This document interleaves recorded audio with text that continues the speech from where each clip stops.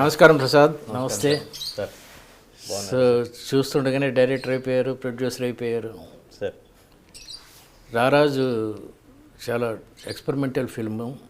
దాని గురించి టీజర్ అవి చూశాను. సార్ సార్ ముఖ్యంగా మహతి సినిమాలో నాకు వేషం ఇచ్చినందుకు కృతజ్ఞతలు. మీరు నటించినందుకు నేను అయ్యయ్యో, నాకు ఒక డైరెక్ట్గా ఒక క్వశ్చన్ అడుగుతాను, చెప్పండి.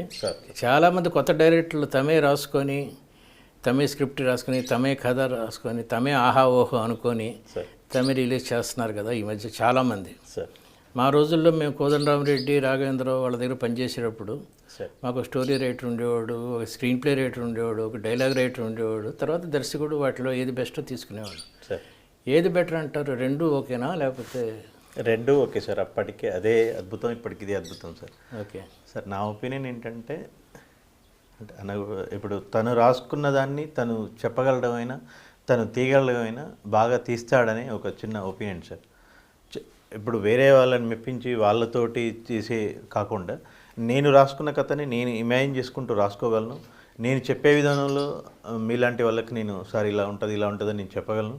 తీసేటప్పుడు కూడా అదే పాయింట్ ఆఫ్ వ్యూలో తీయగలను అని ఒక బలమైన నమ్మకం సార్. ఇప్పుడు ఈ త్రివిక్రమ్ శ్రీనివాస్ లేకపోతే రామ్ గోపాల్ వీళ్ళందరూ వాళ్ళే కథలు రాసుకొని, వాళ్ళే డైలాగ్స్ అవి చూసుకొని, ఎవరైనా అసిస్టెంట్ ఉంటే అసిస్టెంట్ని పెట్టుకొని వాళ్ళే చేసుకొని వాళ్ళే సక్సెస్ చేస్తున్నారు కదా. మీరు కూడా ఆ కోవలోకి వస్తున్నారు అట్లయితే. అంతే సార్. నేను రాసుకున్న కథని నేను తీయగలిగితేనే బాగుంటుందని అభిప్రాయం సార్. ఏం చదువుకున్నారు మీరు? సార్ నేను MBA చేశాను సార్. MBA చేశాను సార్. MBA, very good. మీ బ్యాక్గ్రౌండ్ అది బాగుందండి ఫైనాన్షియల్గా? పర్లేదండి. సో మీరు 4 ఫిల్మ్స్ 3 ఫిల్మ్స్ ఇప్పుడు ఆల్రెడీ అండర్ ప్రొడక్షన్ ఉంది. అవును సార్.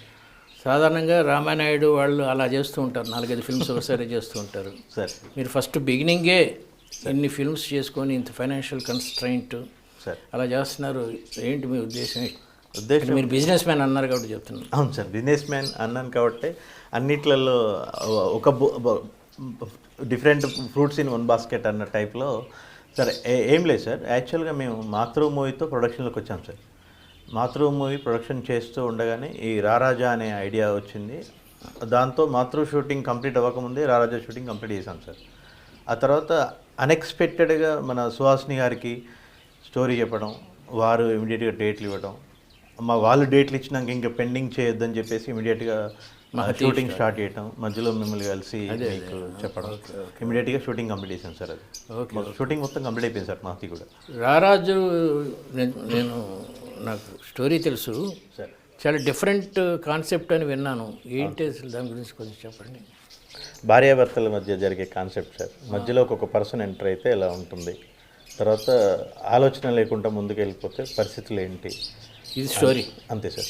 డిఫరెంట్ అంటే మొహాలు చూపించకుండా ఉంటాం. అవును సార్. ఏంటి అదేంటి అది ఎట్లా అంటే అసలు ఎంటైర్ మూవీలో 26 క్యారెక్టర్స్ చేశారు సార్. ఓకే. 26 క్యారెక్టర్స్ ఎవరి ఫేస్ కూడా కనిపించదు సార్. సినిమా అయిపోయేంత వరకు కూడా ఎవరి ఫేస్ కూడా కనిపించదు సార్. అంటే యాక్టర్స్ వాళ్ళు ఎవరున్నా పర్లేదు ఇలా ఇలా ఏ కాన్సెప్ట్లో, అంతేగా? అట్లనే కాదులేండి, కానీ డబ్బింగ్ ఆర్టిస్టులు బాగుంటే చాలు. అంతే సార్. డబ్బింగ్ ఆర్టిస్టులు బాగుంటే చాలు, టేకింగ్ బాగుంటే చాలు, మ్యూజిక్ బ్యాక్గ్రౌండ్ మ్యూజిక్ బాగుంటే చాలు సార్. కానీ కామెడీకి ముఖ కవళికలు అవి కనబడితే కొంచెం ఎక్కువ నవ్వు వస్తుంది అంటారు. ఓన్లీ డైలాగ్ కామెడీ ఉంటుందా ఇందులో? అంటే డైలాగ్ కామెడీ ఉంటుంది సార్. ఇప్పుడు మీ నావెల్స్లో కానివ్వండి, మీరు చెప్పే కథలలో కానివ్వండి, చదివినప్పుడు ప్రతి వ్యక్తి తనను తాను ఊహించుకొని చదువుకుంటాడు సార్. మ్యాక్సిమం కేసెస్ అంతేనండి. మ్యాక్సిమం కేసెస్ నేనైతే ఇలా ఉండేవాడిని అని ఊహించుకొని చదువుకుంటారు. అప్పుడు ఏ పర్సన్ అయితే అలా నేనే అని ఇమాజిన్ చేసుకుంటారో, ఈ సినిమాకి వచ్చేసరికి కూడా నేనైతే ఎలా ఉంటుంది అని ఇమాజిన్ చేసుకొని చూసుకుంటాడు సార్. ఓకే.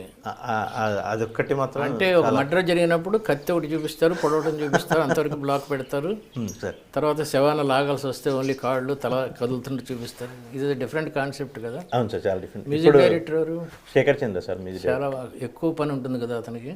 చాలా కష్టం, ఎందుకంటే మూడ్ దాంతోనే క్రియేట్ చేయాలి కాబట్టి. కానీ ఎక్కువ పని ఉంటుంది, ఎక్కువ ఫ్రీడమ్ కూడా ఉంటుంది సార్. వాళ్ళు అదే ఫ్రీడమ్ ఉంటుంది. ఫ్రీడమ్ కూడా ఉంటుంది, అంటే రెస్ట్రిక్షన్స్ ఏం లేకుండా వాళ్ళకి చాలా ఫ్రీడమ్ ఉంటుంది. Very good, very good. Songs ఉన్నాయండి ఇందులో? సాంగ్స్ కూడా ఉన్నాయి సార్. మరి సాంగ్స్ క్యారెక్టర్స్ లేకుండా సాంగ్స్ ఎట్లా చూసి? Promotional songs sir. Only promotional songs. ఆ స్టోరీకి రిలేటెడ్గా ఉంటుంది సార్ సాంగ్ కూడా. Okay okay. నేను శేఖర్ చంద్ర గారు కూర్చొని చేసుకున్నాం సాంగ్. ఎన్ని రోజులు షూట్ చేశారు సార్? 15 రోజులు చేశాను సార్. 15 రోజులు. Very good, very good sir. Budget తక్కువలో చేస్తాను మీ ఉద్దేశం? బడ్జెట్ తక్కువ చేద్దాం సార్. ఇంకోటి ఏంటంటే డిఫరెంట్గా కేవలం కథ మీదనే డిపెండ్ అయిన సినిమా సార్ ఇది. ఇప్పుడు మామూలుగా ఏంటంటే ఇంతకు ముందు ఏ సినిమా స్టోరీకైనా మూలం కథే సార్.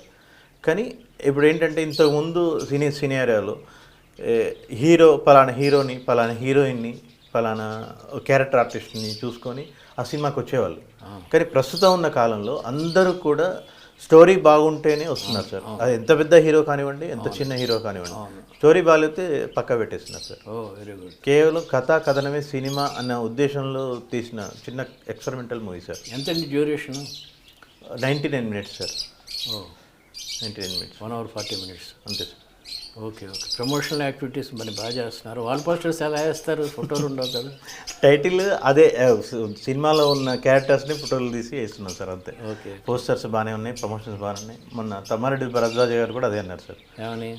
ఇంతవరకు ఎవరు చేయలేదు ప్రసాద్ ఎక్స్పెరిమెంటల్. 1971లో డ్యూయల్ అనే సినిమా వచ్చింది అనేసరికి కూడా నాకు కూడా తెలియదు సార్. యాక్చువల్గా 1971లో డ్యూయల్ అనే మూవీ వచ్చింది. డ్యూయల్ అనే మూవీ వచ్చింది. ఏ భాషలో వచ్చింది? హాలీవుడే సార్. ఓహో, ఓకే.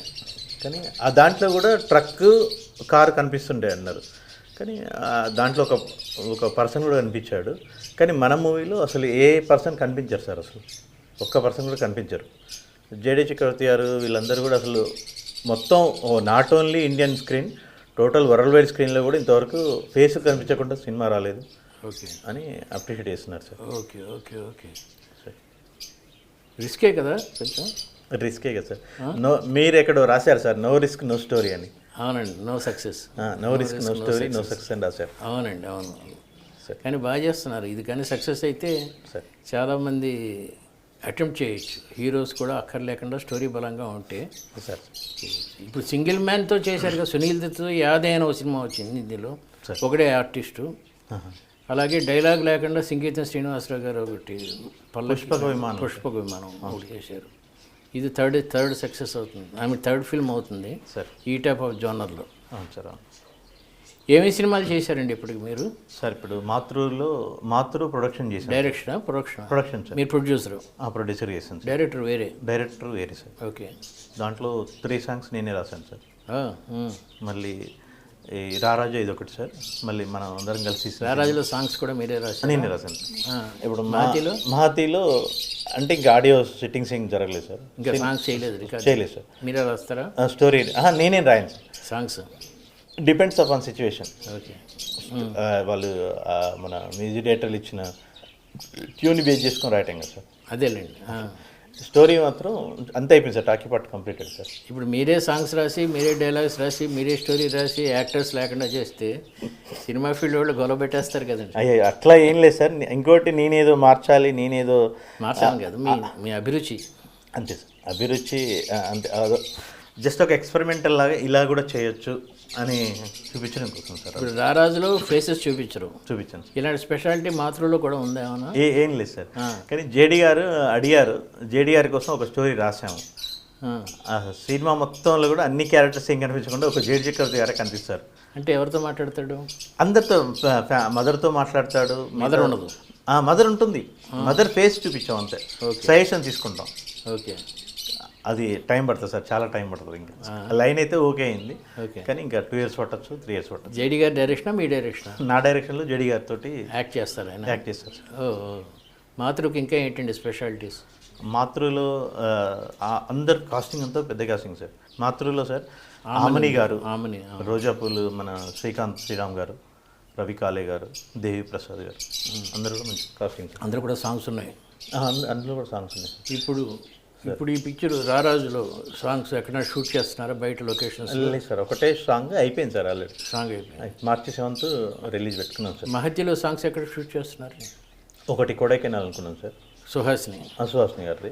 ఒకటి లోకల్లోనే, టైటిల్ సాంగ్ లోకల్లోనే ఉంది సార్, సుహాసిని మీద. సుహాసిని మీద బాగా కాదు సార్, సందీప్ మాధవ్ హీరో గారు ఉన్నారు. హీరోయిన్ల మీద లోకల్లో మళ్ళీ ఒకటి మాంటే సాంగ్ ఉంది సార్. ఓకే. ఇప్పుడు 3 సినిమాలు మీరు చెప్పినట్టు 3 సినిమాలు అయినాయి ఇప్పటికి. అవును సార్. ఆల్రెడీ మీరు ఒక సినిమా ప్రొడ్యూస్ చేశారు, 2 సినిమాలు డైరెక్ట్ చేశారు, కొన్ని ప్రొడ్యూస్ కూడా చేశారు. అవును సార్. రెండిట్లో. అవును సార్. మీరు కొత్త డైరెక్టర్లకి ఏమి సజెషన్ ఇస్తారండి? ఏం లేదు సార్, ఇప్పుడు కథ బలంగా ఉండాలి చెప్పారు. కథ బలంగా ఉండాలి సార్. చిలికితే వెంటనే అమృతం రాలేదు సార్. అమృతం రాలేదు. అన్నీ వస్తాయి, చెప్పులు వస్తాయి, బూట్లు వస్తాయి, అన్నీ వస్తాయి, చెత్త వస్తుంది, అన్నీ వస్తుంది. అలాగే కంటిన్యూటీగా కష్టపడడమే ఇంపార్టెంట్ సార్. కష్టపడటం అనే వరుడు నేను కష్టపడడం కదా సార్, తెలివిగా కష్టపడడం, కృషి చేయటం. అవును సార్. కష్టపడటం అంటే ఇష్టం లేనిది చేయటం. అవును సార్, ఇష్టం లేని చేయడం కష్టపడడం. షూటింగ్కి వెళ్తున్నప్పుడు అబ్బాయి ఎందుకు వచ్చిన కూడా అనుకోలేదు కదా సార్. కష్టపడటం అంటే అది. అవును సార్, ఆనందంగానే వెళ్ళారు కదా. ఆనందంగానే వెళ్ళాను సార్. దాంట్లోనే చాలామంది ఏంటంటే సార్, ఇప్పుడు 11 మంది పరుగు పందెంలో 11 మంది పరిగెడుతున్నారు, ఎవరో ఒకరు గెలుస్తారని అందరికీ తెలుసు. అట్లని చెప్పి మిగతా 10 మంది ఆగిపోరు కదా సార్. చివరి వరకు ఆడి పోరాడి ఓడినా కూడా గెలిచిన వాటితోటే సమానం. అవునండి. అక్కడి వరకు పోరాడడం అనేది ఇంపార్టెంట్. అవును. అయిపోయింది కదా ఇంకా నా వల్ల కాదు అని వెనక్కి రావడం కంటే ఇష్టంతో దిగినాం కాబట్టి చివరి వరకు వెళ్ళటమే, ఏ రిజల్ట్ వచ్చినా చేసుకుంటూ వెళ్ళిపోవడమే. ఇప్పుడు మన రారాజా రిలీజ్ పెట్టుకున్నాం సార్. ప్రేక్షక దేవుళ్ళు ఆదరిస్తే హ్యాపీ, ఆదరించకపోయినా నాకు సపోర్టే. సరే, మనం సినిమా ఇండస్ట్రీలో ఉన్నాము, మనం ఒక సినిమా రాసుకున్నాము, తీసాము, బయట ప్రజెంట్ చేయగలిగాము, అది అక్కడ వరకు చాలా హ్యాపీ సార్. చాలు. రిలీజ్ అయితే సగం అంతే, డెలివరీ అయిపోయినట్టు. అంతే కదా సార్. కృషి చేయడం, మీరు అన్నట్టుగా కృషి చేయడం అనేది చాలు, అంతే సార్. ఇప్పుడు రారాజు ఫస్ట్ రిలీజ్ అండి నా ఈ 3 సినిమాల్లో. అవును సార్, రారాజా ఫస్ట్ రిలీజ్ సార్. మేలో మాతృ రిలీజ్, తర్వాత మహతి, సెప్టెంబర్ అక్టోబర్లో మహతి రిలీజ్. మీరు అన్నట్టు ఒక గంపలో 4 పళ్ళు పెట్టుకొని ఒక పండు అమ్మకపోయినా ఇంకో పండు అమ్మకపోతుంది. ఈ డబ్బులు మంచి కాన్సెప్టే. ప్రొడ్యూసర్లకు ఏమైనా ఇలాంటి సలహా ఏమైనా ఇస్తారా? ప్రొడ్యూసర్లకు సలహా ఇచ్చేంత పెద్దవాడిని కాదు. మీరు 4 ఫిల్మ్స్ చేసిన ప్రొడ్యూసర్ ఒకటేసారి ఫస్ట్ 4 ఫిల్మ్స్ చేసినప్పుడు నాకు తెలిసినంతలో సినిమా చరిత్రలో ఎవరు లేరండి. లేరు, ఒప్పుకుంటారు కదా, ఎవరు లేరు నాకు తెలిసినట్టు. 4 ఫిల్మ్స్ చేసేవాళ్ళు ఇప్పుడు అరవింద్, రామనాయుడు వాళ్ళు చేసి ఉంటే ఇప్పుడు చేసి ఉంటారు. కానీ ఫస్ట్ స్టార్ట్ చేయటమే ఏదో కొంచెం డబ్బులు పట్టుకొచ్చి ఒక పిక్చర్ చేసి హిట్ ప్రొడ్యూసర్ అలాంటి వాళ్ళు ఉన్నారు. కానీ 4 ఫిల్మ్స్ ఒకటేసారి చేసిన వాళ్ళు మీరు ఒక్కరే నాకు తెలిసినంతలో. ఆ అనుభవంతో ఏమైనా కష్టాలు పడ్డారు ఫైనాన్షియల్గా? రాత్రి వడ్డీలు లేక మా పెద్ద నాకు తెలిసిన పెద్ద ప్రొడ్యూసర్స్ చాలా కష్టపడ్డారు ఒక స్టేజ్లో. అలాగే ఏమైనా కష్టాలు పడ్డారు? ప్రొడ్యూసర్కి ఏమి ఇస్తారు మీ అనుభవంతో? కష్టాలు చాలా పడ్డాను సార్. టోటల్గా మాకు నా ఫ్యామిలీ సపోర్ట్ బాగుంది సార్. మా అమ్మగారు, నాన్నగారు, మా మామయ్యలు వాళ్ళందరూ బిజినెస్లో, అందరు బిజినెస్ ఉన్నారు. వాళ్ళ సపోర్ట్, మోరల్ సపోర్ట్ బాగుంది సార్ నాకు. ఓకే. నేను సలహా ఏం కాదులేండి, కానీ నేను ప్రొడ్యూసర్లు వాళ్ళకి నాకు అర్థమైన విషయం ఏంటంటే సార్, ప్రజెంట్ ఉన్న సిచ్యువేషన్లో ప్రొడ్యూసర్ని బ్లేమ్ చేస్తున్నారు చాలామంది ఇండస్ట్రీలో. దీనికి ఇప్పుడు ప్రొడ్యూసర్ అనేవాడు ఏదైనా ఉందంటే ఆయన ఓన్లీ ఎంజాయ్మెంట్కి అనే ఫీల్ సార్. నేను ఓపెన్ చెప్తున్నాను, కొంతమంది ఉన్నారండి అలా చేసి బ్లేమ్ చేసి వదిలిపెట్టడం తప్ప ఎక్కడ ఏం లేదు సార్. యాక్చువల్గా ఏంటంటే ఇంతమందికి ఫుడ్ పెడుతూ, ఇన్ని కుటుంబాలని పోషిస్తూ, లైఫ్ని, ఫ్యామిలీస్ని అన్ని రకాలుగా సాక్రిఫైస్ చేస్తూ ఉన్నా కూడా సార్, ఇప్పుడు మనం మాట్లాడుకుందాం సార్, ఒక 10 సినిమాలు తీసుకుంటే డైరెక్టర్ల పేర్లు తెలుసు, హీరోల పేరు తెలుసు, ప్రొడ్యూసర్ల పేర్లు ఎంతమంది తెలుసు సార్? ఆడియన్స్ తెలియదు. టోటల్గా దీనికి మూలం ప్రొడ్యూసరే కదా సార్. అవునండి. అదొక్కటి కోల్పోతున్నాను, చిన్న బాధ ఉంది సార్, అంతే. దానికి ఏం చేయాలి మరి? ఏం లేదు సార్, ఇప్పుడు డెసిషన్ కూడా అవతల చేతిలోనే వెళ్ళిపోతుంది. మీరు న్యాచురల్లీ పెద్ద హీరోలు అయితే అసలు వాళ్ళ చేతిలో అదొక్కటి కొంచెం నాకు కొంచెం ఇబ్బందికరంగా అనిపిస్తుంది. కానీ వాళ్ళకి మనం చెప్పేంత లేదు కదా సార్, నేను బాధ చెప్తున్నాను అంతే. ఇప్పుడు మీరు అన్నారు సార్, ఇంత పుస్తకంలో తన జీవిత చరిత్ర రాసే పెన్ను వేరే వాడి చేతిలో పెట్టద్దు, స్క్రీన్ ప్లే ఇంకోటి చేతిలో పెట్టద్దని రాశాను. అవును, కరెక్టే. ఇంకోటి చేతిలో పెట్టద్దు. అవును.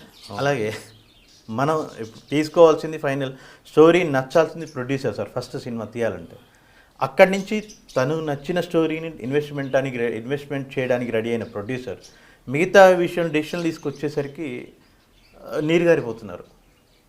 అదొక్కటి కొంచెం నాకు బాధ అనిపించేది. దర్శకుడు డామినేషన్ కూడా ఎక్కువ ఉంటుందండి. హీరో డామినేషన్, పెద్ద హీరోలు అయితే హీరో డామినేషన్. అదే అంటున్నాను సార్, స్టోరీ ఫైనలైజ్ చేసి డబ్బులు పెట్టడానికి రెడీ అయిన ప్రొడ్యూసర్ రిమైనింగ్ డెసిషన్ తీసుకోలేకపోతున్నాడు అని కొంచెం బాధ సార్. అవును. ఇప్పుడు మీకు ఈ 3 సినిమాల్లో అది ఆ ప్రాబ్లమే వచ్చిండదు. మీరే హీరో, మీరే అయ్యగారు పెళ్ళికొడుకు అయ్యగారు అన్నట్టు మీరే చేస్తున్నారు కాబట్టి ఫిల్మ్. బట్ మహతిలో చేసినప్పుడు నాకు వచ్చిన అనుభవం ఏంటంటే, నేను షూటింగ్ అయిపోగానే ఆ కవర్ తీసుకొచ్చి ఇవ్వటం, మామూలు రెమ్యునరేషన్ కొంచెం ఎక్కువ చెప్పినా మీరు బేరం ఆడకుండా ఓకే అంటాం. ముఖ్యంగా కారు ఎక్కుతూ ఉండగా కవర్ తీసుకొచ్చి డబ్బింగ్ వరకు కూడా ఆకుండా చేయటం, మీరన్నట్టు యూఆర్ ఎ గుడ్ ప్రొడ్యూసర్ అండి. Thank you so much. లేదు సార్, అంటే నేను మీ గురించి చెప్పాలంటే ఇంకా మీరు నాకు చెప్తే నో సార్, నేను అనేది ఏంటంటే సార్, అసలు నేను మీ దగ్గరికి రావటం, నేను మీతో స్టోరీ చెప్పడం, మీరు రావటం, నటించడం నాకు చాలా సంతృప్తి అనిపించింది. నేను ఇప్పుడు మాట్లాడుకున్న విషయం ఏంటంటే, అసలు మీకు ఎలా అనిపించింది సార్ అక్కడ డైలాగులు కానివ్వండి, సీన్ ఎలా జరిగింది, మీకు ఎలా అనిపించింది అని నేను అడుగుతున్నాను. నాకు ఫస్ట్ అనిపించింది ఏంటంటే you are very confident about yourself. Suhasini garu కూడా అదే అన్నారు నాతో. సార్ కొత్త డైరెక్టర్ అయినా ఎంత కాన్ఫిడెంట్గా చేస్తున్నాడు చూడండి. సార్ షార్ట్ డివిజన్లో ఏవి కన్ఫ్యూజన్ లేకపోవడం, సార్ ఎవరి షాట్లు ముందు తీయాలి, ఎవరి షాట్లు తర్వాత తీయాలి, సుహాసిని గారిని ఎప్పుడు క్యారవాన్కి పంపించేయాలి, నాతో ఎక్కడ చేయాలి అంటే, అలాంటి అలవాటు ఉన్న డైరెక్టర్లు బాపు గారు ఒకరు, సార్ రాఘవేంద్రరావు గారు ఒకరు, సార్ వాళ్ళలో చూశానండి. మళ్ళీ మీలో చూస్తున్నాను. Thank you sir, thank you so much. ఎలా చేయాలి, ఏ సీన్ తర్వాత ఏ షాట్ తర్వాత ఏ షాట్ తీయాలి. తర్వాత డైలాగ్ కూడా నేను ఒకసారి ఏదో చిన్న సజెషన్ చెప్పకపోతే వద్దండి ఇది ఇలాగే ఉంచండి అన్నారు మీరు, నాకు గుర్తుంది. ఆ కాన్ఫిడెన్స్ ఉండాలండి డైరెక్టర్, ఎందుకంటే మీరే కదా ship captain, ship of the captain మీరే, మీకు తెలుస్తుంది. సార్ నేను ఎక్కడో రాశాను, మంచి నాయకుడు సలహాలు తీసుకుంటాడు కానీ నిర్ణయం అతనే తీసుకుంటాడని, అది ప్రూవ్ చేశారు. Sir thank you sir, thank you so much. Prasad, ఈ రారాజు టీజర్ చూశాను, సార్ చిన్న చిన్న స్టిల్స్ చూశాను, సార్ స్టోరీ విన్నాను, సార్ ఎక్స్పెరిమెంట్ చేస్తున్నారు. సార్ ప్రేక్షకులకి ఇది బాగా నచ్చాలని మనస్ఫూర్తిగా కోరుకునే వాళ్ళు నేను ఒకడిని, ఎందుకంటే నేను ఎప్పుడూ ఎక్స్పెరిమెంట్స్ని ఇష్టపడతాను. సార్ థ్యాంక్ యూ ఈ ప్రయోగం సక్సెస్ అయితే సినిమా చరిత్రలో చాలా పెద్ద పెద్ద మార్పులు జరుగుతాయి సార్. నేను అనుకోవచ్చు ఒక సినిమా వల్ల మార్పులు జరుగుతాయి, ఒక్క నవల వల్ల కూడా మార్పులు జరిగింది నా అనుభవం ఉంది కదా. అవును సార్. అప్పటి వరకు రకరకాల డ్రీమ్స్లో ఉన్న నవల సాహిత్యాన్ని ఇంకో రకంగా మార్చాం కదా. అవును సార్. అలాగే మీరు ఇప్పుడు ఈ రారాజు, ఈ మహతిలో కూడా హీరో చిన్న వేషం, సైడ్ వేషం అనుకుంటున్నాను. మంచి రోల్ సార్ ఈరోజు కూడా. అవునా? హీరోది కూడా చాలా మంచి రోల్ సార్, డిటెక్టివ్ అతను. ఓహో, డిటెక్టివ్. అతను detective. So hero Suhasini main, lady ఓరియంటెడేనా? లేడీ ఓరియంటెడ్, కానీ హీరో గారికి కూడా చాలా స్కోప్ ఉంది సార్. అవునా? చాలా మంచి స్కోప్ ఉంది. ఓకే, అది కూడా నావెల్ పాయింట్ అనుకోండి, ఇఫ్ ఐమ్ కరెక్ట్. చెప్పాను సార్, కిడ్నాప్స్ అవి జరుగుతాయి అదేనా? అదే కదా. అవును సార్. యా. మ్యాక్సిమం మీకు నేను ప్రతి స్టోరీ మీకు చెప్పారు.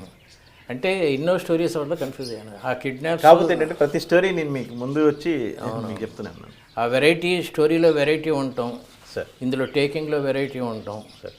ఆ మూడో సినిమా కూడా హిట్ అవ్వాలని, మీరు నెక్స్ట్ స్టేజీలోకి వచ్చినప్పటికీ సార్ మనం ఇక్కడ కాకుండా ఏదైనా ఒక కొడైకెనాల్లోనో ఎక్కడో నెక్స్ట్ ఇంటర్వ్యూ ఉండాలని ఆశిస్తున్నాను. Thank you sir. Thank you very much. Thank you. Thank you.